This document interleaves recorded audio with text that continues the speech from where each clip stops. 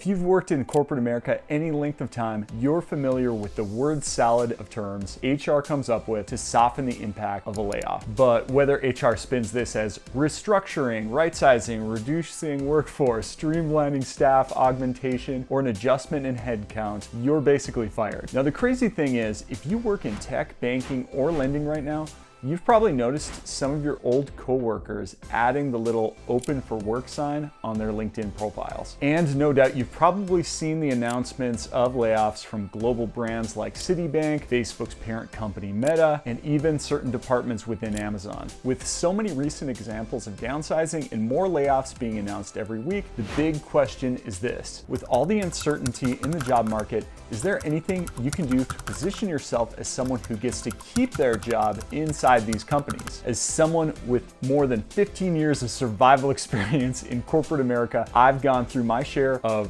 reorgs and cutbacks, including a really big one that came in the form of the 2008 financial crisis that wiped out 50% of the employees at the small agency where I was working at the time. Over the years, I've learned surviving layoffs in corporate environment involves a combination of being able to showcase your value, adaptability, and networking skills. Here are the 4 things you can do to improve your chances of being a layoff survivor, even in the toughest of downturns, where the guy or gal in the cubicle next to you is sent packing and trying to figure out how they're going to pay their mortgage and credit card bills in the coming months.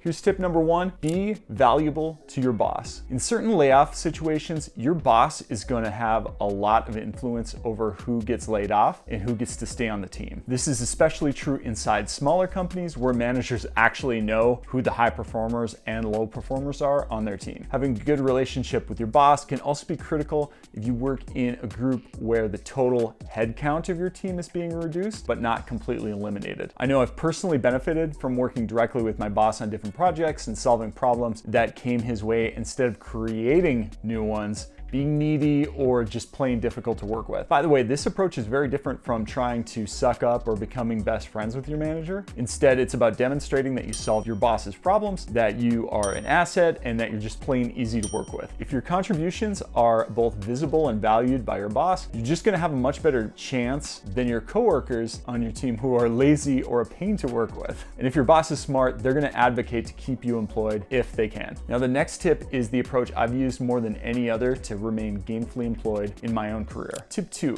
try to join a new team, new projects, or working groups whenever possible. If you work in corporate America, you know that there are always different working groups and special projects popping up. You want to be involved in these. If there's an upcoming round of layoffs and you are involved in various projects that leadership views as critical, you're going to be a more valuable asset than someone who just does their role. You'll also be seen as adaptable, willing to learn new skills that fall outside your job description, which not everyone is willing to do. This leads me into tip number 3. You want to build a strong network inside the company. When you work on these types of different stretch projects, you get in front of different teams with different managers, different employees. This allows you to naturally build a stronger network within the company, even if you weren't necessarily best friends with everyone. Sometimes all it takes is just being viewed as an enthusiastic contributor who's actively involved in different projects to get on the safe list. It's sort of like that bear analogy you've heard before. If you and a coworker are being chased by a bear, you don't need to be faster than the bear necessarily. You just need to be faster than the coworker next to you. And in the corporate world, you don't necessarily need to be the top performer in the entire company to avoid being laid off. You just need to demonstrate that you are more valuable, adaptable, or indispensable than others in your immediate environment. In some layoff situations, employment decisions are made based on direct comparisons among peers. And if you're actively involved in a bunch of projects, when the guy next to you isn't, it's just an easy decision who gets laid off. Finally, tip number 4, update your resume and start sending applications. One thing I believe everyone needs to come to terms with is that you are expendable to any company. Don't take this personally. This doesn't mean that you're bad at your job. I believe every employee, from the CEO all the way down to the janitor, can be replaced in any company. Yet some employees still feel like there's no way they could ever be let go. Back when I was an entry-level employee working at a marketing agency, I remember one of my cubicle mates, John, telling me that there was no possibility possible way he could get laid off because basically he was just so good at his job. John and I had very similar roles at the time, but guess what? John was blindsided after finding out that he was being released in the very first round of layoffs at this company. Meanwhile, I was at a different meeting at the exact same time with a group of layoff survivors who were informed they would continue moving forward with the company through this next phase of the business. Now, my employer at the time didn't realize this, but I'd already been sort of tipped off about these layoffs a few weeks in advance, and I took this opportunity to update my resume and started actively applying and interviewing for new jobs just in case things didn't end up going my way. Now, after about a month after this initial round of layoffs, I had already been offered a new job outside the company. Even though I wasn't laid off, I was already going through the process of finding a new job when I sensed my role would be at risk. This put me well ahead of my peers who were totally caught off guard because they thought that they could not be replaced. Now, here's the deal. Even with these tips, sometimes there's still nothing that you are going to be able to do to avoid being laid off, right? If you can work in a big company and your working group is on the chopping block, things are just out of your control. Despite what the HR manager might have told you in the past, as an employee, you are a line item expense on a balance sheet that was probably cut by someone you have never met and probably doesn't even know what you really do. Are you a layoff survivor too? Let me know what you did to stay employed in the comments below. I'm a small channel, so I read and respond to all legit comments. If you enjoyed this video, please like and subscribe to the video below and check out the links in the articles that I mentioned in the description, where you can also get access to my free database of 102 solo founded businesses with revenue numbers you could start on the side. From my experience, creating another source of income outside your job is the best way to increase your financial security in your life and give you more control over your finances. Thanks for watching, and we'll see you in the next video.